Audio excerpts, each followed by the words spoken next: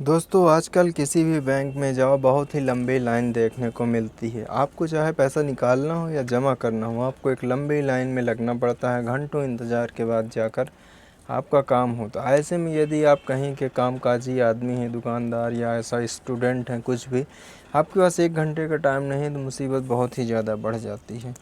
क्योंकि या तो आप लाइन पे लग के पैसा निकालिए या तो एटीएम से, और एटीएम्स में भी बहुत ही लंबी लाइन होती है। छोटे छोटे शहरों पे तो कई जगह एटीएम काम ही नहीं कर रहा होता। आपको अपने अकाउंट का सिर्फ बैलेंस ही चेक करना है, लेकिन फिर भी आपको 20 मिनट एटीएम की लाइन पे लगना पड़ता है। तो ऐसे में आज मैं आपको वही सोल्यूशन बताने वाला हूँ, कैसे आप घर बैठे बैंकिंग के काफ़ी सारे काम कर सकते हैं। जैसे कि बैंक का बैलेंस चेक करना, मनी ट्रांसफ़रिंग, अपने बैंकिंग से जुड़े हुए एड्रेस या मोबाइल नंबर में कुछ अपडेट करना, ये सारी चीज़ें आप घर बैठे कर सकते हैं। इसलिए वीडियो को आखिर तक देखते रहिएगा, क्योंकि आज की वीडियो में मैं आपको SBI state bank of India के बैंक अकाउंट पे internet banking, online internet banking कैसे एक्टिवेट करें यही बताने वाला हूँ। ये प्रोसेस आप अपने घर से, अपने मोबाइल या अपने कंप्यूटर से कर सकते हैं। सारी प्रोसेस डिटेल में बताने वाला हूँ, इसलिए वीडियो को आखिर तक देखते रहिएगा बिना कोई स्टेप मिस किए। तो चलिए अब शुरू करते हैं। तो दोस्तों, अगर आपका भी एसबीआई में अकाउंट है तो उसके लिए आपको ऑनलाइन नेट बैंकिंग एक्टिवेट करने के लिए अपने क्रोम ब्राउज़र पे onlinesbi.com को ओपन कर लेना है। यदि आप मोबाइल पर कर रहे हैं तो इस वेबसाइट को ओपन करने के बाद इसकी डेस्कटॉप साइट ओपन कर लीजिए। टॉप राइट पे जो 3 डॉट हैं वहाँ से क्लिक करके, और इसके बाद प्रोसेस सेम होगी। तो ऑनलाइन एसबीआई ओपन करने के बाद आप इस तरह के इंटरफेस पर जाएंगे। यहाँ पर आपको पर्सनल बैंकिंग सेक्शन पर दिख रहा है न्यू यूज़र रजिस्ट्रेशन पर क्लिक करना होगा। जैसे ही न्यू यूज़र रजिस्ट्रेशन पर आप क्लिक करेंगे तो आपको एक इस तरह का पॉपअप आएगा जो यही कह रहा है कि आपके पास वो एक प्री प्रिंटेड किट वगैरह होनी चाहिए। इसको सिंपली आपको ओके पर क्लिक कर देना है। इस पर कुछ खास नहीं है। जैसे ही ओके पर क्लिक करेंगे तो आपके एक नया मॉडल सामने ओपन हो जाएगा। यहाँ पर आपको एक ड्रॉप डाउन दिखेगा, वहाँ से आपको न्यू यूज़र रजिस्ट्रेशन सेलेक्ट करना है। इसके बाद नेक्स्ट पर क्लिक कर देना है। नेक्स्ट पर क्लिक करते ही आप रजिस्ट्रेशन फॉर्म पे पहुँच जाएंगे, जहाँ पर आपको अपने बैंक अकाउंट का account number, CIF number, branch code, ये सारी चीज़ें डालना है। रजिस्टर्ड मोबाइल नंबर, कंट्री और फैसिलिटी रिक्वायर्ड, ये सारी चीज़ें आपको फिल करनी है। तो आप ये सारी चीज़ें, आपकी जो पासबुक है उसे अपने पास रखिए और इसके बाद ये सारी चीज़ें आप फिल करते जाइए। यदि आपको ब्रांच कोड नहीं पता तो आप गेट ब्रांच नेम वाले ऑप्शन से जाके अपने ब्रांच कोड पता कर सकते हैं। वैसे ब्रांच कोड आपके पासबुक में दिया होता है। इसके बाद फैसिलिटी रिक्वायर ऑप्शन पे आपको फुल ट्रांजैक्शन राइट्स ऑप्शन को सिलेक्ट करना है। इसके बाद सारी चीज़ें फिल करने के बाद लास्ट टेक्स्ट बॉक्स में कैप्चा इनपुट करने के बाद सबमिट में क्लिक कर देना है। सबमिट में क्लिक करने के बाद आप एक इस तरह के पेज पर पहुंचेंगे जहां पर वो ओटीपी मांग रहा है, जो कि आपके मोबाइल पर आया होगा, जो अभी आपने डाला है रजिस्टर्ड मोबाइल में। उस ओटीपी को यहाँ इनपुट करने के बाद आपको कन्फर्म पर क्लिक कर देना है। कन्फर्म पर जैसे ही क्लिक करेंगे तो नेक्स्ट पेज पर आपसे वो इंटरनेट बैंकिंग रजिस्ट्रेशन हेडिंग वाला पेज ओपन होगा, जहाँ पर वो पूछ रहा है आपसे कि आपके पास एटीएम कार्ड है या नहीं। ये वेरिफिकेशन के लिए ज़रूरी होता है। अगर आपके पास एटीएम कार्ड है तो आप यहीं घर बैठे वेरीफाई करके पूरा एक्टिवेट कर सकते हैं। यदि नहीं है तो आपको ब्रांच जाना पड़ेगा। तो इसमें I have my ATM card select कीजिए अगर आपके पास है, और इसके बाद सबमिट में क्लिक कर दीजिए। और यदि आपके पास एटीएम कार्ड नहीं है तो आपको ब्रांच जाके ही इस ऑनलाइन बैंकिंग को अपनी एक्टिवेट कराना पड़ेगा।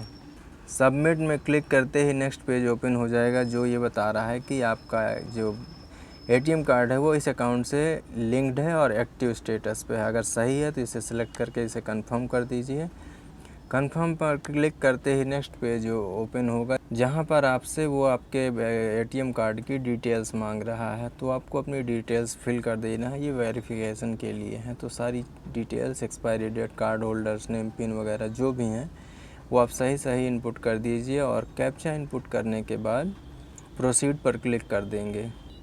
प्रोसीड पर क्लिक करते ही नेक्स्ट पेज ओपन होगा सक्सेस कहते हुए, और ये कह रहा है कि आपका डेबिट कार्ड वैलिडेशन सक्सेसफुल हो चुका है। इसके बाद ये पेज अपने आप ही थोड़ी देर में रिडायरेक्ट हो जाएगा एक दूसरे पेज में। आपको उसका वेट करना है। जो नया पेज ओपन होगा वो आपसे कह रहा है कि अपना लॉगिन और यूज़र नेम क्रिएट करिए। यहाँ पर आपको अपना एक स्ट्रॉन्ग यूज़र नेम क्रिएट कर लेना है। कोई भी यूज़र नेम इनपुट करने के बाद आप चेक यूज़र नेम अवेलेबिलिटी पर क्लिक करके चेक कर सकते हैं कि आपका ये यूज़र नेम वैलिड है या नहीं। यदि नहीं तो आपको फिर से कोई नया यूज़र नेम सेलेक्ट करना है। इस तरह से आप एक यूज़र नेम सेलेक्ट कर लीजिए और ये टर्म्स एंड कंडीशन वाले चेक बॉक्स में क्लिक करके इसे चेक कर लेना है। और इसके बाद एक स्ट्रॉन्ग पासवर्ड क्रिएट करना है अपने लिए।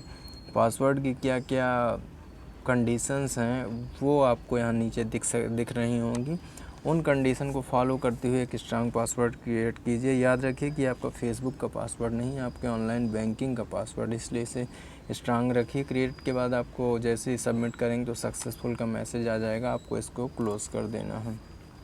आपका ऑनलाइन बैंकिंग क्रिएट हो चुका है। यहाँ पर आपको कम से कम आधा घंटा का वेट करना है, इसके बाद ही आगे प्रोसेस करना है।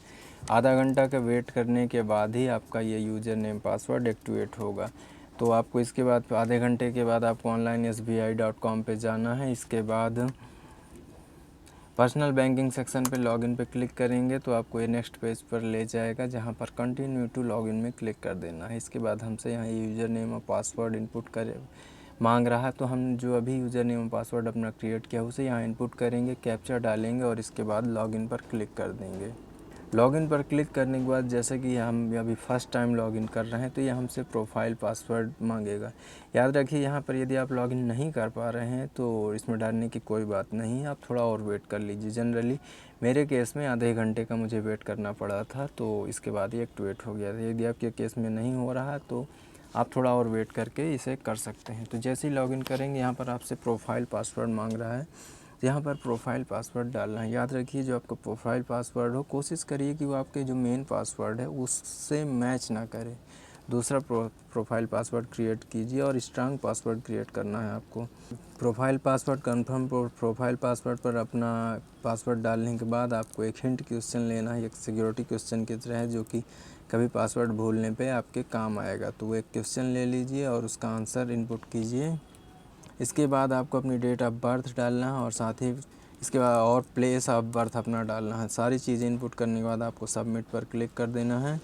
सबमिट पर क्लिक करते ही आप कोई एक सक्सेस मैसेज मिलेगा और एक ऑप्शन होगा go to account summary page, आप इस पर क्लिक कर दीजिए और आप देख सकते हैं ये आपका होम पेज है। यहाँ पर आप अवेलेबल बैलेंस में जाके बैलेंस चेक कर सकते हैं और इसके अलावा ये जो click here to last 10 transaction, यहाँ पर जाके आप अपना लास्ट 10 ट्रांजैक्शन देख सकते हैं। ये आपका ऑनलाइन बैंकिंग एक्टिवेट हो चुकी है और ये आपका होम पेज है। यहाँ पर आप कई सारे काम कर सकते हैं, जैसे कि बैलेंस चेक करना कितना है, लास्ट ट्रांजैक्शन चेक करना, किस महीने आपके कौन कौन से ट्रांजैक्शन हुए हैं, और साथ ही एड्रेस अपडेट करना, मोबाइल नंबर अपडेट करना, कई सारे काम कर सकते हैं। किसी को पैसे सेंड करना, इस तरह के कई सारे काम अब आप घर बैठे कर सकते हैं। तो आई होप दोस्तों ये स्टेट बैंक ऑफ इंडिया के किसी भी अकाउंट पे घर बैठे ऑनलाइन नेट बैंकिंग एक्टिवेट करने की जो प्रोसेस मैंने बताई पूरी आपको समझ में आ गई होगी, एक एक स्टेप क्लियर हो गया होगा। तो अगर आपका भी कोई अकाउंट है और आप उसके एक्टिवेट करना चाहते हैं नेट बैंकिंग, तो आराम से घर बैठे अपने मोबाइल अपने लैपटॉप से करिए। और अभी भी आपको कोई डाउट है, कोई प्रॉब्लम है, कोई क्वेश्चन है,